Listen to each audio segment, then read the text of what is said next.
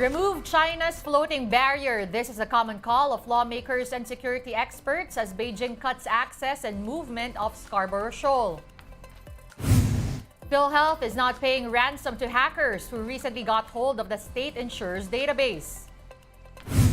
And a House hearing found that the office of the Vice President Sara Duterte spent 125 million pesos in confidential funds last year in only 11 days.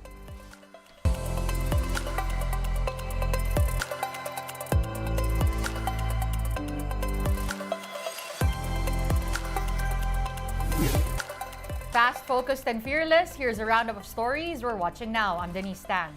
The Philippines has condemned China's action to install a floating barrier off Scarborough Shoal.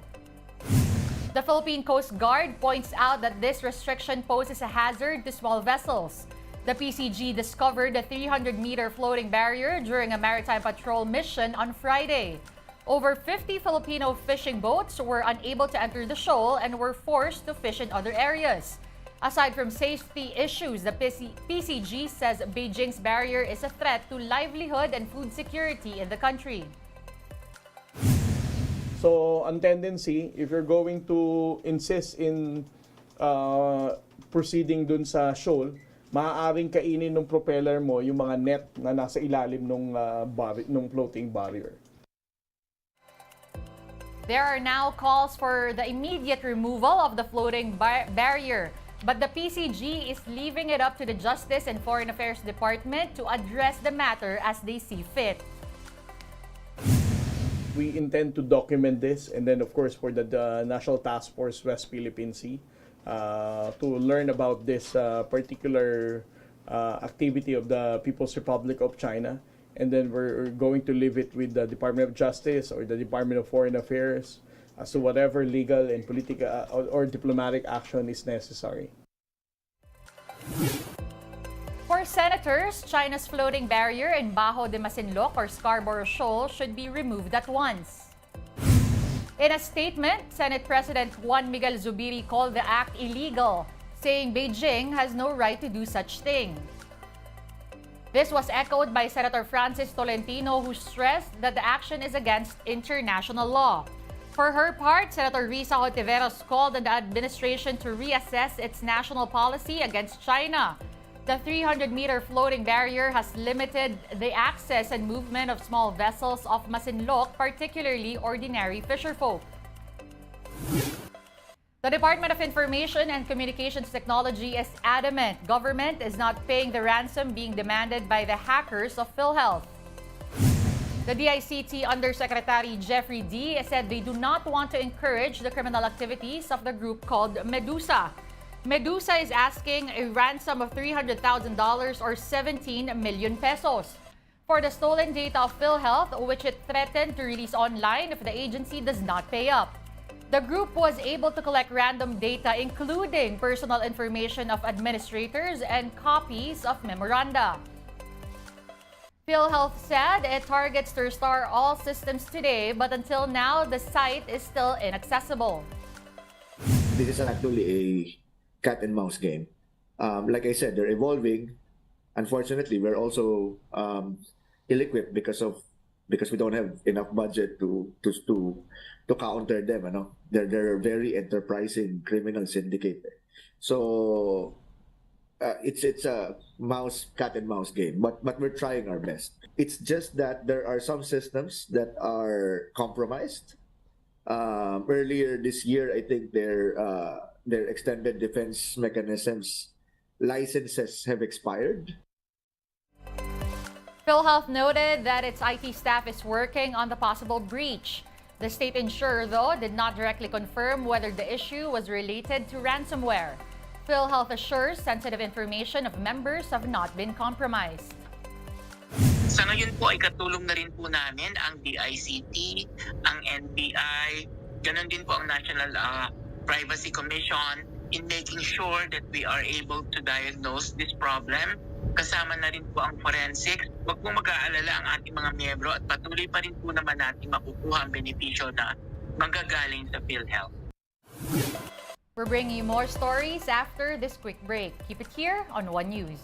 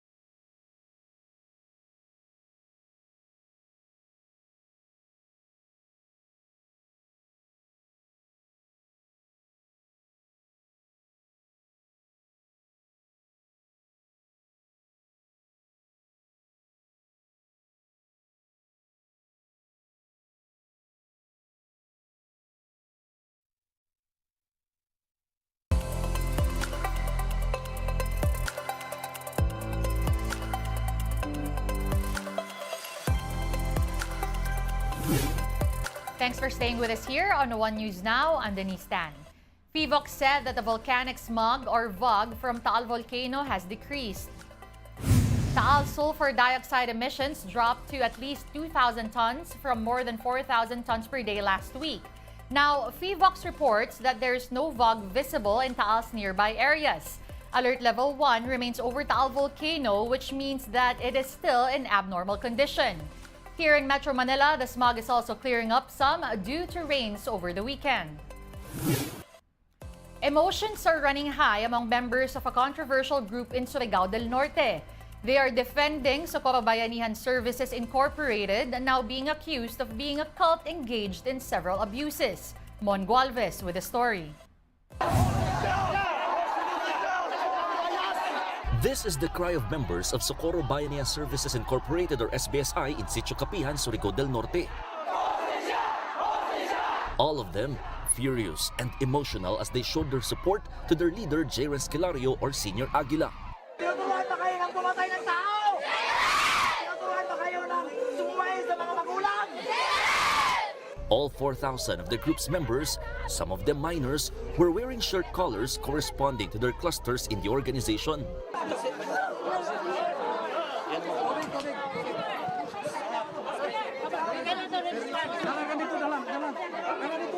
Blasting supposedly made-up accusations against them, abuse, forced marriages, and even forced labor.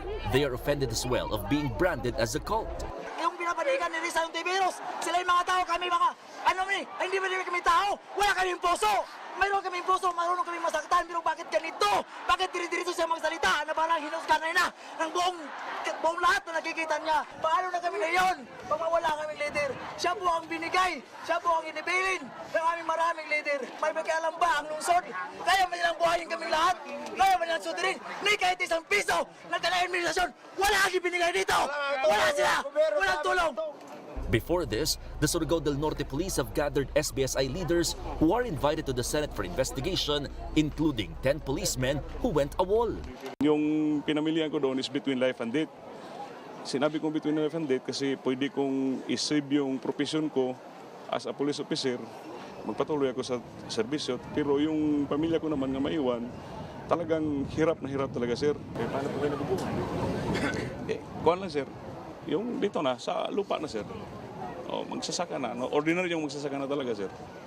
Local police have assured the group's service firearms had been surrendered. Still, the PNP is checking the guns of those with pending dismissal orders. SBSI confirms they are trying to settle with the local government of Socorro to withdraw all cases filed by both camps. Pwede naman. Last minute negotiation para hindi na tayo magsagutan doon. Ano po yung negotiation? Ang negosasyon na sinasabi ko na negosasyon na mag-peace kami because kabilang-kabila mayroong mga kaso. While they welcome an inquiry into operations, SBSI hopes it is conducted right in their territory in Sitio Capihan. Kulang kami sa pundo kasi may hindi naman masyadong mahirap pero kulang kami talaga sa pundo kasi simple lang kami dito, simple lang pamumuhay kasi mapayapa kami dito. For News 5, Mon Gualvez, we are One News. At this point, we give you some developing stories. House deliberations reveal that the office of the Vice President Sara Duterte spent 125 million pesos in confidential funds in only 11 days. Earlier reports said the OVP exhausted its extra budget last year in 19 days. But the Commission on Audit explained that scrutiny and accounting of the fund is ongoing, as the OVP is yet to submit more required documents. COA is looking to complete the audit by November 15. Marikina Representative Stella Kimbo wants to create a special oversight committee to check on the use of confidential and intelligence funds. The lawmaker believes this will promote transparency in how the allocation is spent. The committee will be composed of legislators from the House of Representatives, the Speaker, 3 members of the majority group, and 1 member of the minority bloc. Companies are set to implement a decrease in fuel prices tomorrow, Tuesday. Diesel and gasoline will be cheaper by 20 centavos per liter, while kerosene prices are set to go down by 50 centavos a liter. This follows 11 straight weeks of big-time oil price hikes. One News Now will be back tomorrow at 7:30 a.m. I'm Denise Tan. We are One News, all sides, all the time.